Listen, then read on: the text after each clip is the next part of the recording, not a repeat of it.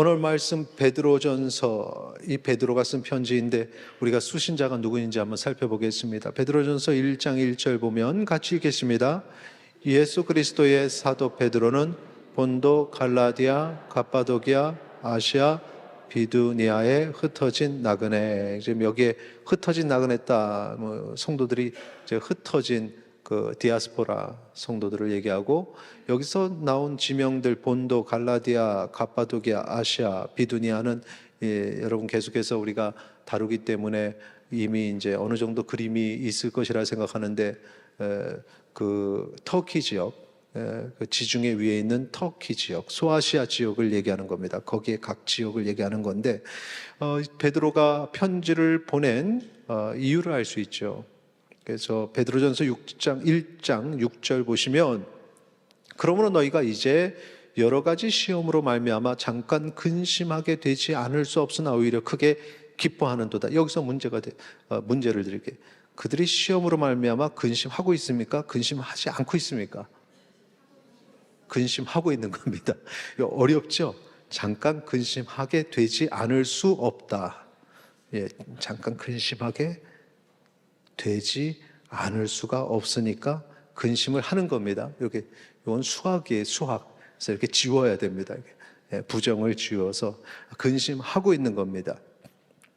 그런데 이 근심이 무엇일까 하는 거죠. 이제 편지를 쓰는 데 있어서 지금 이 소아시아 지역, 그러니까 특정한 지역이 아니라 이 소아시아 전체 지역의 교회들이 다 근심하는 어떤 시험이 있다. 근데 이 시험이 단회적으로 나타난 게 아니라 여러 가지 시험, 계속해서 시험이 오는 겁니다.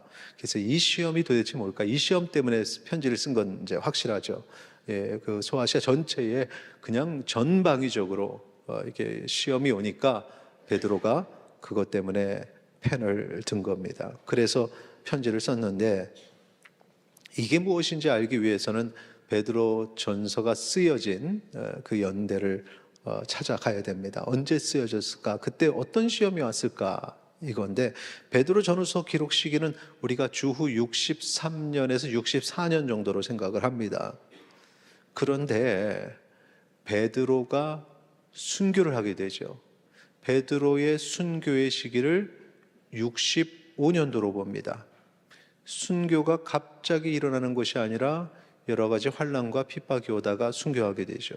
그러면 65년도 베드로가 순교하기 전에 있던 이 63, 64년도의 이 시험이 이게 연결이 되어 있다는 거죠. 그러니까 이제 소아시아 전체적으로 오는 그런 환난과 시험이 소아시아의 성도들에게만 있는 것이 아니라 베드로도 그 환난과 시험을 당하고 있는 겁니다. 자, 그러면 이렇게 지금 전체적으로 베드로뿐만 아니라 이 전체적으로 오는 이 환난과 시험, 이 고난이 무엇일까? 이 역사의 흐름을 찾아보니까 주후 62년서부터 68년까지 여러분 잘 아시는 네로 황제의 교회의 박해, 핍박이 그때 일어납니다. 그러니까 지금 63, 4, 5년도가 다 이 네로 황제 박해 기간 안에 들어있죠. 그러니까 이때 이제 우리는 알게 되는 겁니다. 이 소아시아 지역의 박해가 바로 네로 황제의 박해의 흐름 속에 있는 것이구나.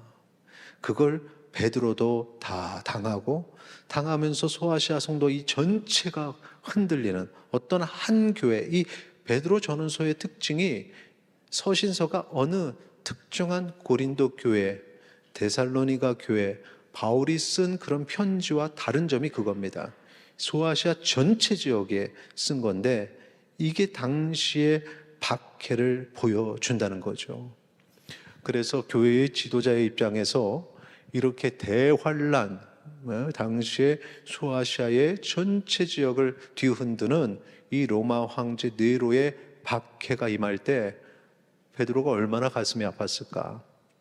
이 교회의 이 핍박, 이걸 어떻게 견뎌야 될까? 성도들이 이걸 이겨야 되는데 하는 그런 걱정을 분명히 했을 겁니다. 그런데 이 말씀해 보니까 걱정만 하는 것이 아니라 도리어 안도하는 모습들이 있습니다. 왜? 베드로전서 다시 1장 6절 보면 그러므로 너희가 이제 여러 가지 시험으로 말미암아 잠깐 근심하게 되지 않을 수 없으나 근심하고 있는데 잠깐 근심했는데 그 다음에 뒤에 뭐라고 합니까? 오히려 크게 기뻐하는도다 이렇게 얘기하죠. 성도들이 근심을 잠깐 하고는 기뻐하고 있다는 겁니다. 베드로가 이 기쁨의 이유가 뭘까? 기뻐한다는 소식을 들은 거죠. 그래서 베드로가 도대체 왜 저 힘든 가운데 소아시아의 성도들이 고난 가운데서도 기뻐하고 있을까? 이렇게 살펴보니까 바로 이겁니다. 베드로전서 1장 9절 같이 읽습니다. 믿음의 결국 곧 영혼의 구원을 받음이라. 할렐루야. 네, 믿음의 마지막에 구원, 그러니까 믿음을 통해서 구원을 받는 이 힘이 성도들에게 아주 강했던 겁니다. 이게 9절에서만 나타나는 게 아니라 오늘 본문 5절에도 구원을 얻기 위하여 믿음으로 말미암아 보호하심을 받는다는 그 얘기를 해요. 그러니까 성도들이 이 굳건한 믿음이 있었고 그 믿음으로 구원을 받는다는 확신이 있으니까 그 확신 속에서 하나님의 보호하심을 받아서 고난이 오는데, 이 대박해가 오는데 거기에 잠깐 근심했다가 이 근심을 누르고 일어나서 도리어 크게 기뻐했던 겁니다. 이걸 베드로가 보고 깜짝 놀란 거죠. 그러면서 이야, 대단하다, 대단하다. 근데 사실 이게 그 베드로가 원래 그 지도자로서 각 교회에 원했던 겁니다. 베드로전서 1장 2절 보시면은 인사말인데, 그런데 그 인사말이 좀 특이합니다. 곧 하나님 아버지의 미리 아심을 따라 성령이 거룩하게 하심으로 순종함과 예수 그리스도의 피 뿌림을 얻기 위하여 택하심을 받은 자들에게 편지하노니. 지금 앞에 길게 수식어죠. 뭘 수식합니다. 누구를 수식하는 겁니까? 택하심을 받은 자들, 그러니까 성도들을 수식하는 거예요. 그러니까 그 성도들에게 편지를 하는데, 편지를 하면서 뭐라고 인사말하느냐? 은혜와 평강이 너희에게 뭐라고 합니까? 더욱 많을지어다. 은혜와 평강이 너희에게 있을지어다, 많을지어다가 아니라 더욱 많을지어다. 왜 그런 편지를, 왜 그 말을 썼을까? 고난 중에 있으니까. 고난 중에 있는 성도들이 은혜와 평강이 더욱 필요한 겁니다. 그래서 너희에게 더 많을지어다 이렇게 표현을 했는데, 그럼 그 은혜와 평강이 어디서부터 오겠는가? 그래서 너희는, 택하심을 받은 성도들, 너희는 누구냐 하면서 베드로전서 1장 2절에 하나님 아버지의 미리 아심을 따라 성령이 거룩하게 하심으로 순종하는 사람들, 예수 그리스도의 피 뿌림을 얻기 위하여 택함을 받은 자들, 구원의 은혜를 누리는 자들이다. 이제 이거를 설명을 하는 거죠. 너희는 이런 자들이니 너희에게 은혜와 평강이 더 있을 것이다. 지금 특별히 고난 중에 있는 성도들이기 때문에 고난 중에 있는 자에게 하나님의 은혜가 더 임하고 그 부분을 더 강조하겠죠. 고난 속에 있는 이들에게 여러분 죄인입니다. 여러분 하나님 앞에 신앙생활 똑바로 하지 않으면 여러분 심판을 당합니다. 막 이런 얘기를 하면 안 되죠. 고난과 힘든 어려움 가운데 있으니까. 그러니까 이제 거기서 하나님의 은혜와 평강이 더욱 많을지어다 이렇게 이야기를 했던 겁니다. 그리고 그대로 베드로 원하는 그 마음대로 성도들이 그 고난 속에서 그 모든 일들을 이겨내고 은혜와 평강 얻은 줄 믿으시기 바랍니다. 이건 우리에게도 똑같습니다. 우리도 핍박과 고난 가운데 여러 번 서게 됩니다. 아마 지금 이 시간에도 핍박과 고난 속에서 주의 전에 예배하러 나온 성도님들이 여러 분 계실 겁니다. 그분들에게 이 베드로의 선포가 그대로 임하는 거죠. 우리는 믿음으로 영혼 구원 받은 자들이니 그 믿음 붙잡고 주의 은혜와 평강을 누리시기를 축원합니다. 바로 그거예요. 그런데 문제는 뭐냐? 이 믿음을 굳건히 붙잡고 그 구원받았음을 확신해야 되는데 이걸 흔드는 세력이 있다는 겁니다. 막 뒤흔들어요. 특별히 믿음이라는 것이 내가 본 것을 믿는 것도 쉽지는 않습니다. 내가 무언가를 보고 믿어도 시간이 흘러가고 나면 그게 사실이었던가 이렇게 생각하는 게 우리의 연약함입니다. 그런데 보지 못한 것을 믿는 이 믿음, 이게 흔들리기 너무 쉽다는 거죠. 구원의 확신도 계속 흔들리고, 소아시아 성도들도 마찬가지입니다. 우리처럼 예수님을 보지 못한 사람들입니다. 그럼에도 그들이 예수님을 사랑하고 예수님을 붙잡는 그 모습을 보면서 베드로가 정말 대단하다, 정말 대단하다, 이런 생각을 했던 겁니다. 베드로전서 1장 8절 보시면 예수를 너희가 보지 못하였으나 사랑하는도다. 이제도 보지 못하나 믿고 말할 수 없는 영광스러운 즐거움으로 기뻐하니 정말 대단하다. 이제 그 얘기를 하는 겁니다. 보지 못하면서도 사랑하는 것, 보지 못하면서도 믿음을 말하고 이 영광스러운 즐거움을 누리는 이 성도들이 정말 대단하구나. 근데 이걸 보면서 와우, 그게 뭐 대단하다고. 운석교회 성도들도 다 그런데, 이런 생각을 했습니다. 여러분이 아멘 못하는 이유가 뭔지 아세요? 이런 생각을 했습니다 하면 아멘 할 텐데 제가 그냥 작게 하니까 이게 어느 시점에 아멘을 해야 될까. 운석교회도 그런 성도님들이 대부분이죠. 보면은 어떤 정말 성도님들이 믿음이 좋다, 이런 생각이 듭니다. 베드로가 이 부분에 있어서 이렇게 민감하게 보고 얘기하는 이유가 있습니다. 왜냐하면 베드로는 예수님을 본 사람이기 때문에 그렇습니다. 자기는 예수님을 보고 그럼에도 불구하고 이 믿음이 굳건하지 못한 때가 있었던 거죠. 지금은 순교 직전이기 때문에 뭐 더 할 나위 없이 믿음이 충만하고 그냥 굳건할 때니까 지금은 아닌데, 과거를 생각해 보면 내가 믿음이 그렇게 흔들리고 예수님 3번 부인했던 그 사건 너무 생각해도 부끄러운 사건이고, 또 특별히 언제 그랬냐면은 눈으로 보면서도 믿음이 흔들렸던 사건이 갈릴리 바다에서 자기가 배에서 풍랑 만났을 때 예수님 딱 그 바다에 계시는 걸 봤을 때, 그때 이제 예수님을 딱 봤음에도 불구하고 마음에 여전히 두려움이 있었고 믿음이 흔들렸던 그때가 있었습니다. 마태복음 14장 27절 28절에 보면 예수께서 즉시 이르시되 안심하라, 나니 두려워하지 말라. 내니 두려워하지 말라. 요즘에 번호를 좀 바꿨죠. 나니 두려워하지 말라. 28절에 같이 읽겠습니다. 베드로가 대답하여 이르되 주여, 만일 주님이시거든 나를 명하사 물 위로 오라 하소서 하니, 이제 베드로가 거기서 나를 물 위로 오라 하소서, 내가 순종하겠습니다, 믿음을 가지고 나아갔습니다. 근데 바람이 부니까 그냥 두려워했죠. 그러니까 그 다음에 예수님이 뭐라고 하십니까? 31절 같이 있습니다.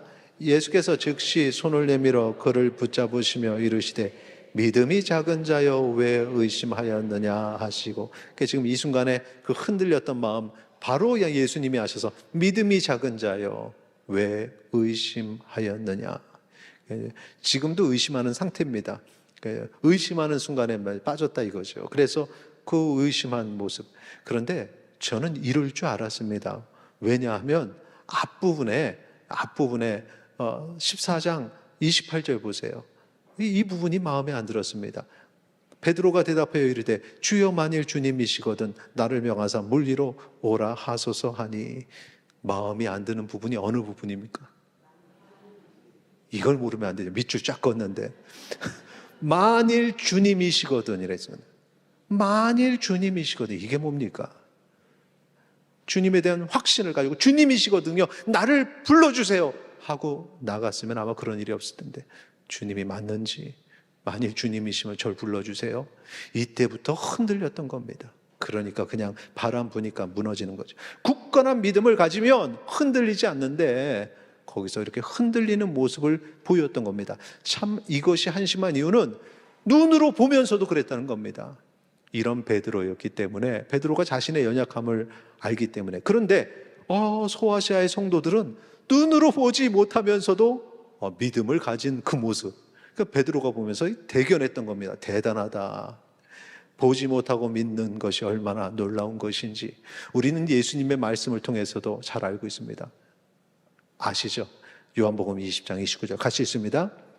예수께서 이르시되 너는 나를 본고로 믿느냐? 보지 못하고 믿는 자들은 복되도다. 하시니라. 할렐루야. 이 소아시아 성도들이 바로 이 복을 가진 사람들입니다. 보지 못하고도 믿는 믿음. 여러분, 예수님을 우리는 이 육의 눈으로 본 적이 없습니다. 그럼에도 불구하고 예수님을 믿는 믿음을 가진 자에게 이 놀라운 복이 임하였음을 믿으시기 바랍니다. 우리가 가져야 될 확고한 믿음의 대상, 이걸 분명히 알아야 됩니다. 흔들림 없이 확고하게 믿어야 될 것이 무엇인가? 베드로전서 1장 3절 4절에 우리가 이게 제가 볼 때는 신앙 고백입니다. 이 신앙 고백하는 마음으로 읽고 믿음으로 고백 아멘 하시기 바랍니다. 같이 읽겠습니다. 우리 주 예수 그리스도의 아버지 하나님을 찬송하리로다.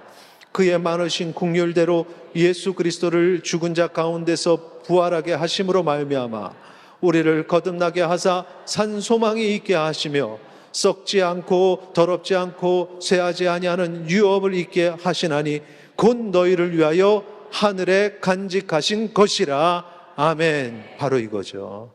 하나님께서 우리를 구원하시기 위해서 독생자 예수 그리스도를 이 땅에 보내셨고 예수님이 우리를 대속하시기 위해 십자가의 죽음을 당하셨다는 사실, 하나님은 그 예수 그리스도를 그대로 사망 권세에 두지 아니하시고 그 권세에서 건지시고 부활하게 하셨고, 그 부활하신 주님 다시 하늘 보좌로 부르시니 예수님이 승천하셔 하늘 보좌로 가셨다는 것, 이 사실을 믿음으로 고백하시기 바랍니다.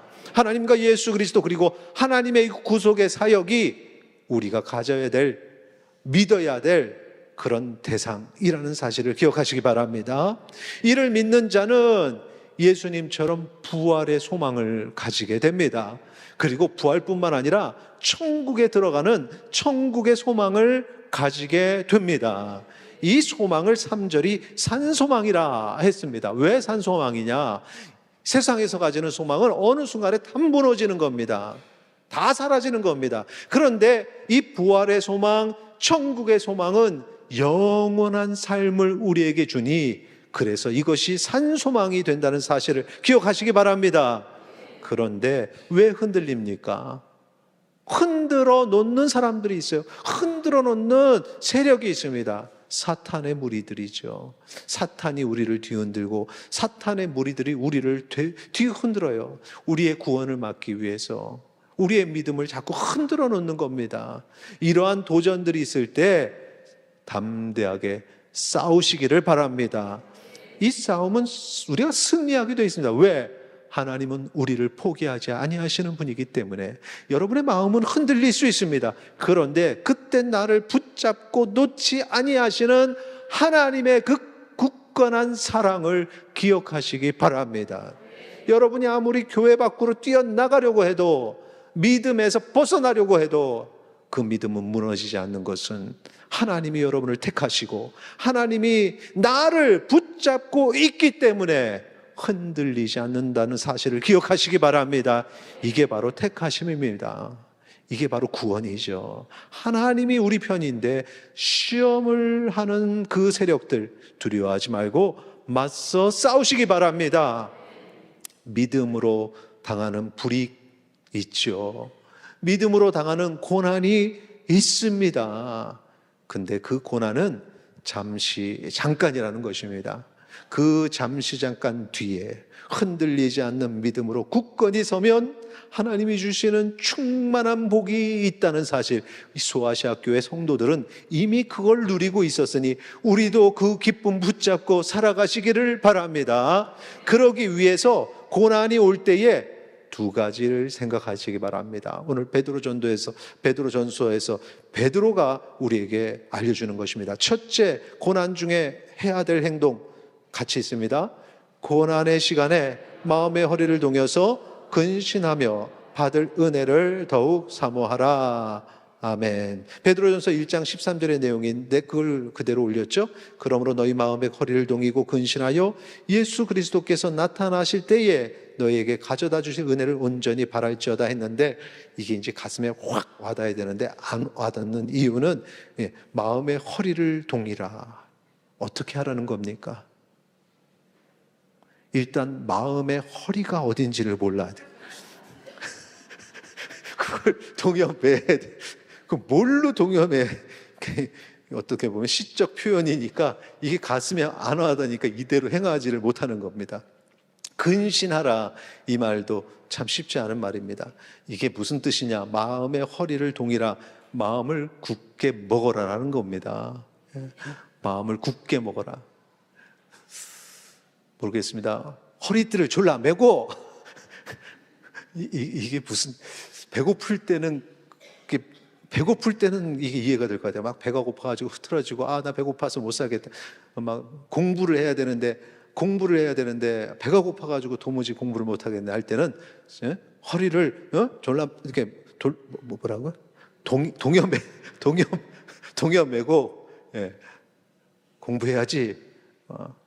그게 뭐 허리를 동여 맨다고 배고픔이 사라지는 않는데, 그러니까 마음을 굳게 먹자, 이 뜻입니다. 그리고 근신하라, 이거는 단순합니다. 정신 차리라, 이겁니다. 그러니까 고난이 딱 올 때 베드로가 한 말은 뭐냐? 베드로가 뭐랬지? 마음의 허리를, 이렇게 생각하지 마시고 마음 굳게 먹고 정신 차려, 이 말입니다. 마음을 굳게 먹고 정신 차려야 돼.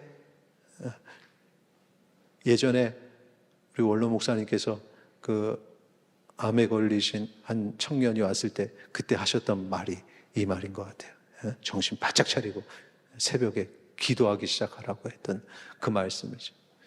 자, 고난이 왔을 때 근데 베드로 얼굴 생각 안 나니까 원로 목사님 얼굴을 생각하자고요. 내게 딱 얘기하는 거예요. 뭐라고 했더니, 마음을 굳게 먹고 정신 차리자. 시작. 마음을 굳게 먹고 정신 차리자. 이거 아마 옆에서 누가 하면 기분 나빠할 텐데 베드로가 했으니까. 근데 그 얼굴은 원로 목사님이시니까. 마음을 굳게 먹고 정신 차리자. 다시 한번 시작. 마음을 굳게 먹고 정신 차리자.